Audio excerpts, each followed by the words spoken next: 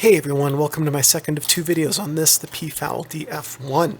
In the first video, we talked about what everything on the camera is. In this video, we're going to talk about how to do everything with the camera. So, there's no battery, no light meter, we're going to jump straight into changing lenses. To remove a lens, you push down on the lens release button right here on the top and rotate it counter or anti-clockwise until it stops, and then you can just maybe just lift it off. Come on, there we go. This is such a fiddly lens mount. Okay, so then you can just take the lens off. The lens, by the way, that this comes with is this 58mm f2.0. I believe that it is a Helios clone, and the Helios is itself a clone of another lens. Honestly, it's really good. I've started taking some photos with this for a round glass review video of this lens, and I'm consistently really blown away by how good the images from this have been so far. So anyway, good lens. But to mount the lenses, what you got to do is you got to find the index here. On the 58mm it comes with, it's just a little red dot. On the other, like MD and SR mounts, there's a more pronounced red dot.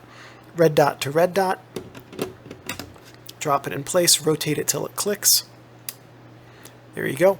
Now you've mounted the lens. And you might notice that the lens aperture here is open, and that's the way it's supposed to be. It only closes during the exposure and when you engage the depth of field preview button.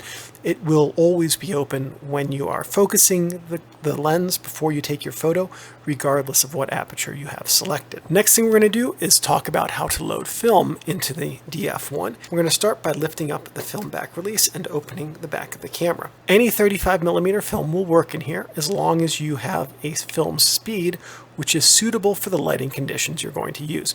You cannot grab like a T-Max or a Delta 3200, slap it in here, and expect to shoot at f2 in full sun. Not with this camera. So, at any rate, we're going to slide in the film cassette, push the forks and the knob back into place, pull out a leader, advance the film until we can see the take-up spool slit, slide the leader into that split, and advance the film. Now at this point, we're going to close the film door rather. We're going to come up here to the top, and we're going to set the memo dial to our film speed. I can't read those tiny little numbers upside down, so we're going to pretend that's the correct film speed that I just selected right there. So this is not going to affect your camera's shooting at all. This is solely a reminder for you when you go to take photos.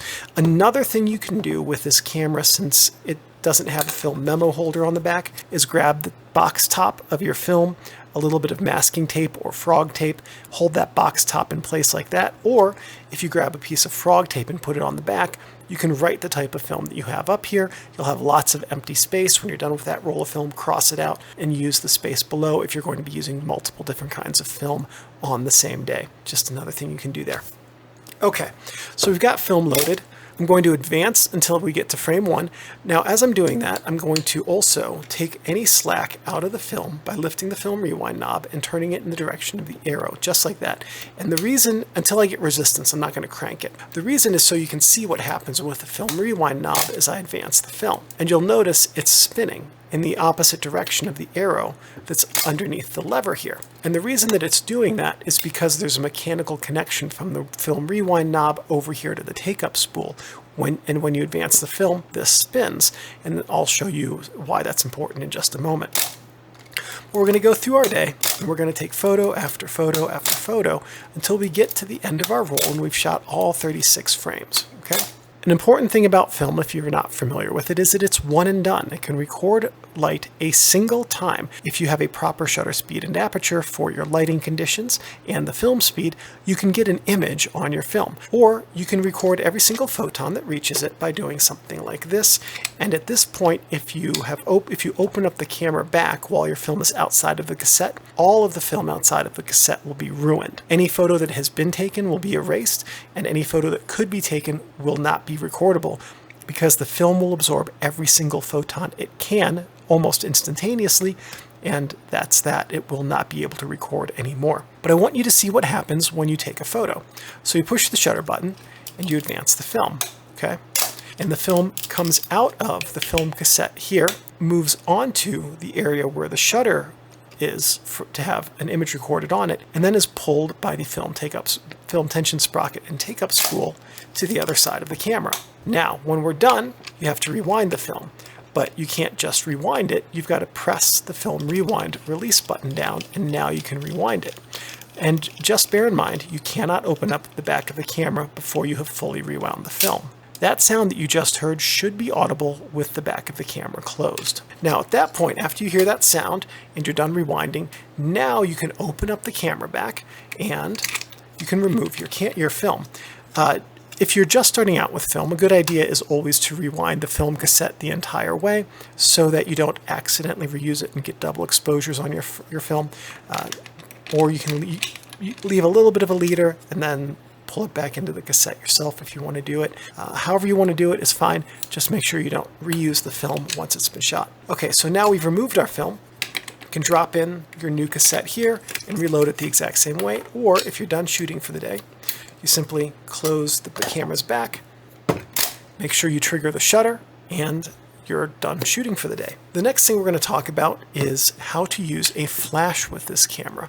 And there are two ways to use a flash because there are two ways to connect it. So actually the first thing we're going to talk about is your flash setting with this camera and why it is the way that it is. That X right there on the shutter dial is your maximum, your fastest shutter speed. So here is a little index. It might be a little bit hard to see, but it points to your shutter speed. Right now it's pointed to X.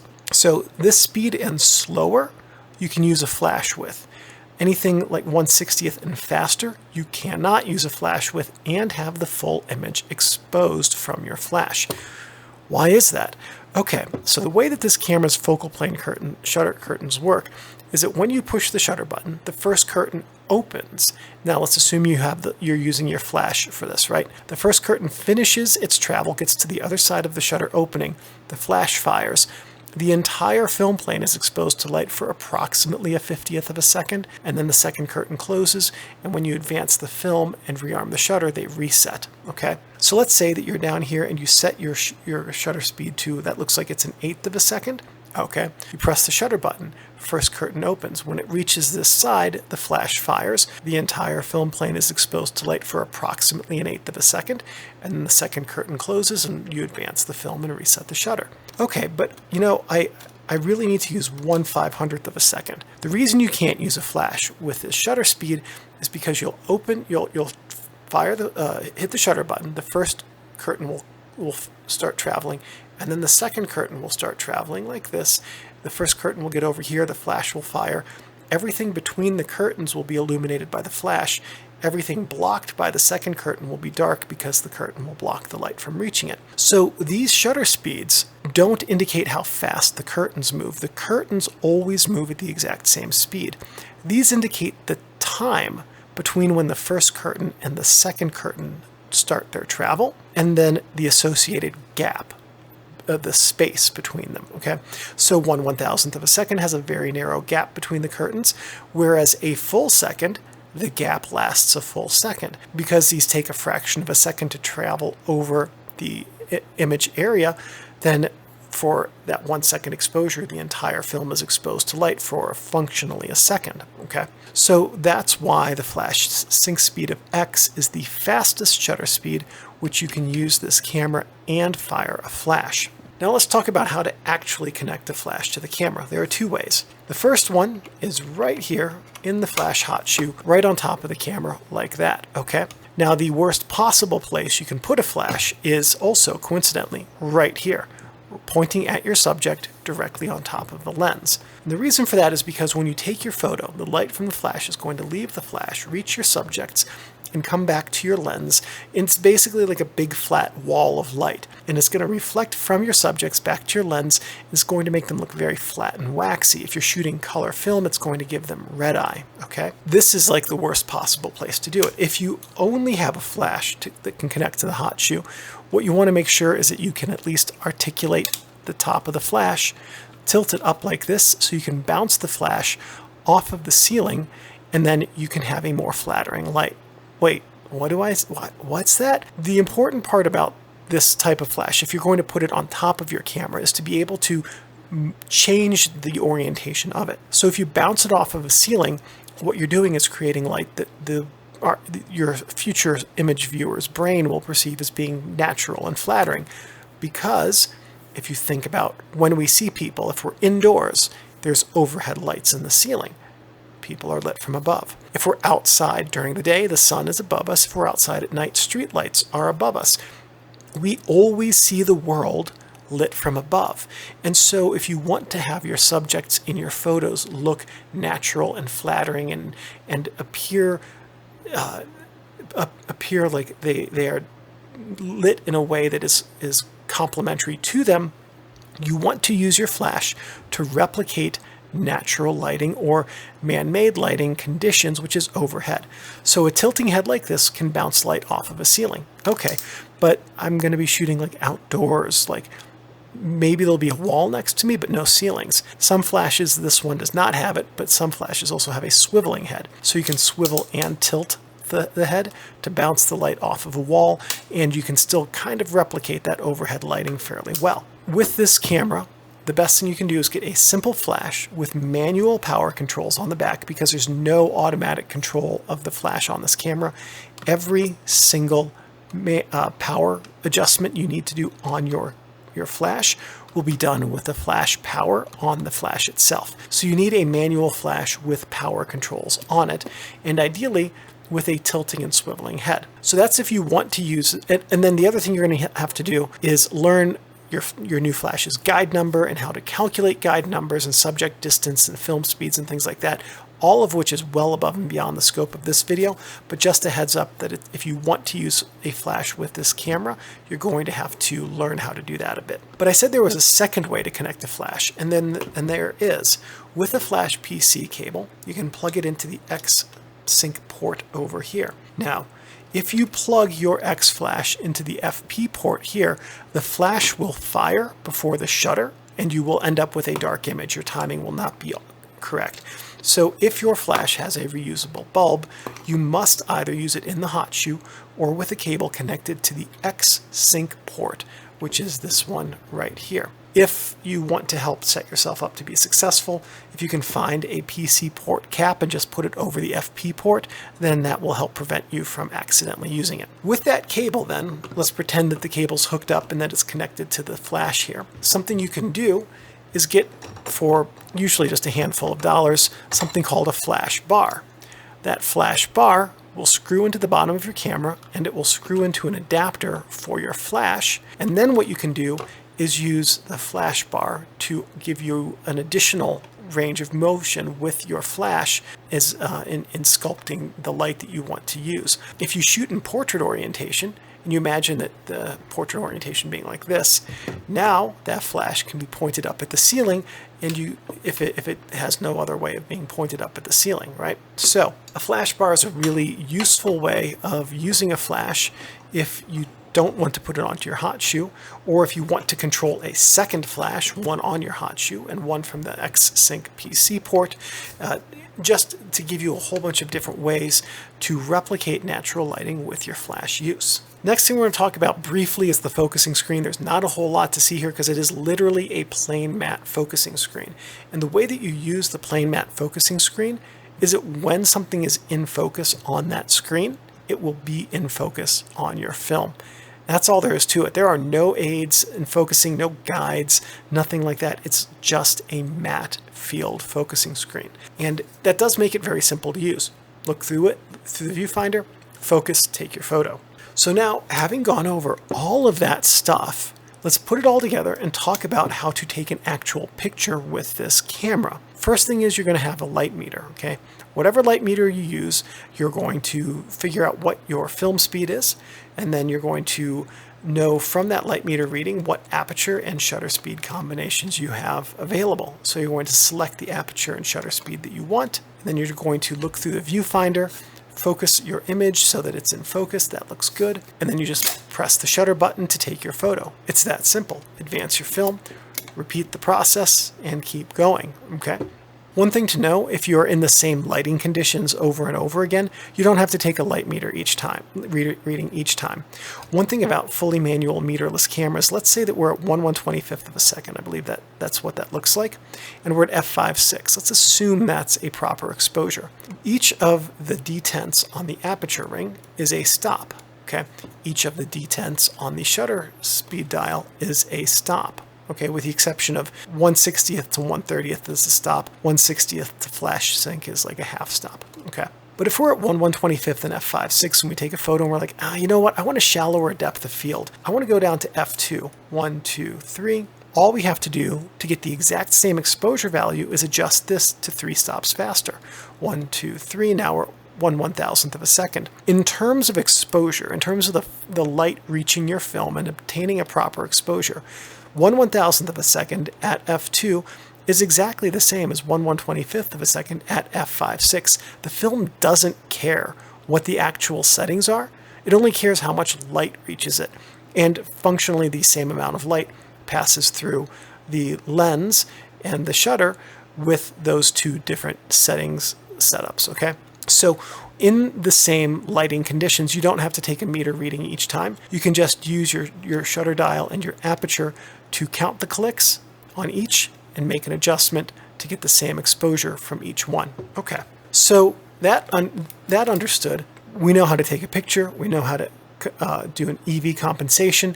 What about double exposures? You can, yes, do double exposures with this camera. I'm going to show you the mechanical approach first, and then I'm going to show you how to do it with the science of exposures, okay? So we're going to start our double exposure by rewinding the film just a bit to take the slack out. You're not going to crank the film, you're not going to actually rewind it. You just want to take the slack out of the film. Next, to take your double exposure, you take your first photo. Now, you're going to press and hold down on the film rewind button, hold the film rewind lever, and advance the film all at the same time. Okay. Now you take your second photo. Did not like that. There we go. Now you take your second photo, advance your film, and you've taken your double exposure. One thing about the gearing in cameras like this when you take a double exposure is that because you disconnect all the gears by holding the film rewind button down, when you start advancing the film, sometimes the gearing doesn't engage right away, so the film doesn't start moving as soon as you move the film advance lever. So so it might only move part way. You take your next photo and it partially overlaps your double exposure, and then both of them are ruined. So what you want to do is set your lens to the smallest setting, shutter speed to 1/1000th, put on your lens cap or put the front of your lens to your knee or leg rather, and take a dead frame.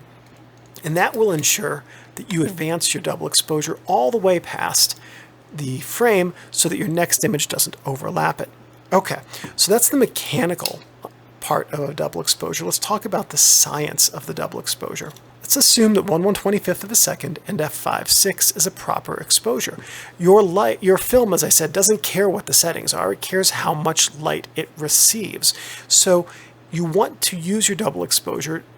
You don't want your double exposure to have two full exposures on it. Your film will receive too much light. The negative will be very, very dark. It's called dense, dark, or thick. Those are 3 terms that mean the same thing.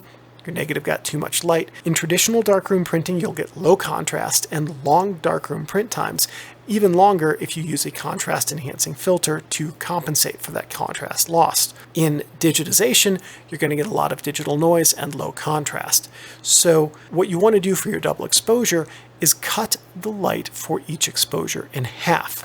There's 2 ways we can do that, with the shutter speed or with the aperture ring. Each time you click a full stop, you cut the amount of light in half. So we can see that really easy on the shutter speed dial. 1/125th of a second, half of that is, if you guessed 1/250th, you'd be correct.